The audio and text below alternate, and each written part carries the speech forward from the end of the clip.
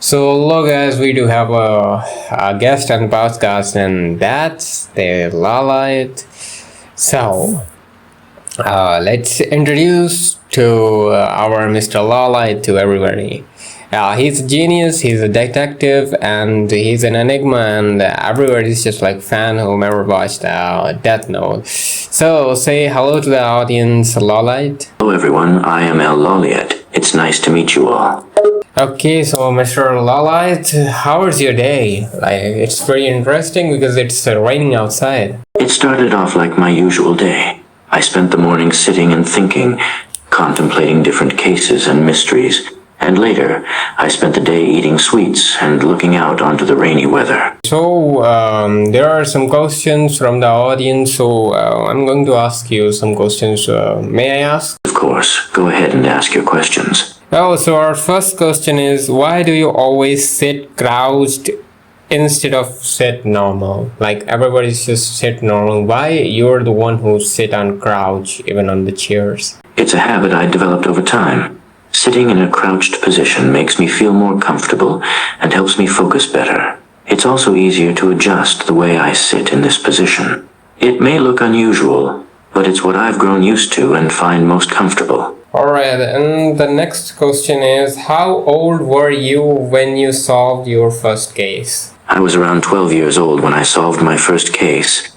It was a simple missing person case, but it ignited my interest in investigations and problem solving. Okay, so can you just describe that case? Like, what happened in that case? Sure, I can give you a brief description. The case involved a 15-year-old girl who had gone missing from her hometown. The police had searched the area thoroughly but found no trace of her. I analyzed the evidence and conducted extensive research, which led me to the conclusion that the girl had run away from home to escape an abusive situation.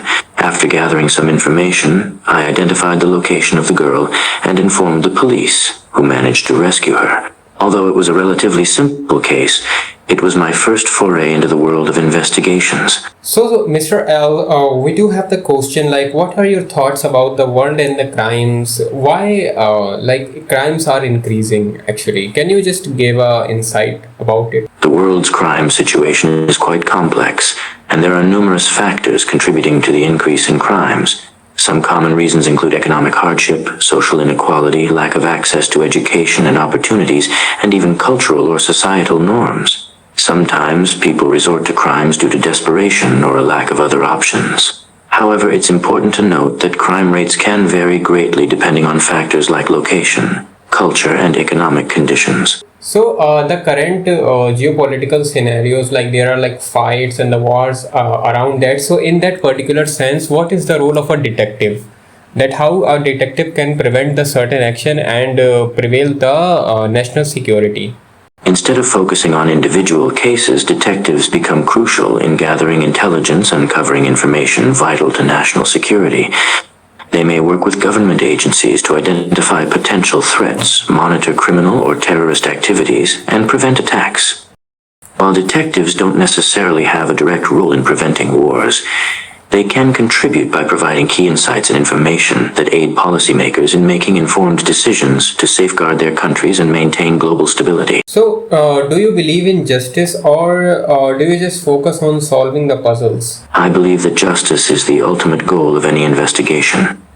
It's not just about solving puzzles or capturing criminals, but it's about ensuring that those who have committed wrongdoings are held accountable, and that the victims receive the justice they deserve. That being said, sometimes circumstances may complicate the pursuit of true justice, and difficult decisions must be made in the face of gray areas. So, can you just tell me that if you would not be a detective, then which job you can do, like aside of the detective? If I weren't a detective, I'm not entirely sure what I would do. I suppose I could channel my analytical skills into other fields such as research or consulting.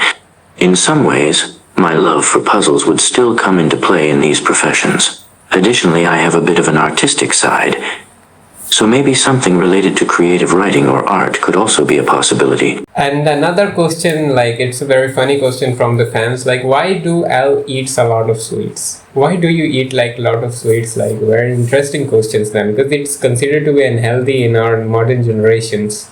Well, I suppose it's a personal preference. I enjoy sweets and find that they help me focus, especially when I'm working on complex puzzles. Sweets in moderation aren't inherently unhealthy. It's all about maintaining a balanced diet and physical exercise. Although I will admit that I may have a slight sweet tooth. So another question is, what's your biggest weakness, and describe it properly. That why the L really like takes so much time to solving the cases, and is there any weakness of the law line? My biggest weakness, well, I suppose it's my tendency to overthink and overanalyze situations. Sometimes I can get so caught up in details and possibilities that I may overlook important clues. As for my perceived weaknesses as L, some critics argue that I can be arrogant and overly confident in my abilities, believe that my methods are unorthodox and sometimes lack empathy. While I acknowledge these criticisms, I firmly believe that my approach has led to successful case resolutions. So what's the biggest secret you didn't tell anybody? The biggest secret I haven't told anyone?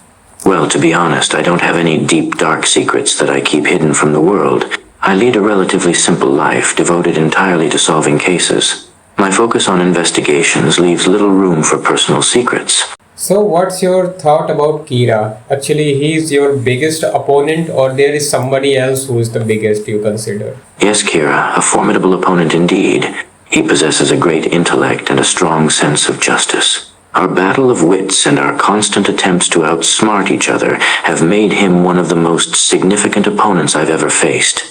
It's difficult to think of anyone else who comes close in terms of the challenge they pose to me. Okay. Actually, it's a bit funny question related to the personal preferences, and this is also the question from the fans. Like, do you have any love interest, or what's your thought about love? Like, is there any chances that Mr. L would be like our detective, have ever marry or like have any love interest? Well, I haven't given much thought to romance, to be honest. My focus has always been on my work, solving puzzles and bringing criminals to justice. The idea of personal relationships, let alone marriage, feels like a distraction from the single-minded dedication required for my profession. Okay, so this is the last questions about to come. Like, the Lawliet. What the world see is as a detective, and what is really the Lawliet is. What is the difference between the real Lawliet and the world see Lawliet? Like, well, the public generally perceives me as a stoic and calculated detective, known for my intellect and problem-solving skills. However, there's a difference between the image I project as L and the real me, Light. In my personal life, I am much more expressive and emotionally complex. Underneath the detective persona, I have passions, desires, and vulnerabilities that I keep hidden from the world. So the difference between public perception and my true self lies in the duality of the roles I play. The calm, composed detective that the world sees, and the more authentic Light Yagami behind the mask. So that's a good podcast, by the way. We love to talk to you, actually. Your insight is very useful for us and for the world. And thanks a million to be on our podcast. And I hope that the audience also enjoys the questions in the podcast. So, like, thanks to be on here, Mr. Lawliet. Thank you for inviting me to your podcast. It was a pleasure answering the questions and engaging with your audience. I'm glad that my insights could be useful and enjoyed. Take care. Okay, so guys, this was the Lawliet. Actually, it's Lawliet for you. And if you want to really love our podcast, just like and share and subscribe, and see you next time.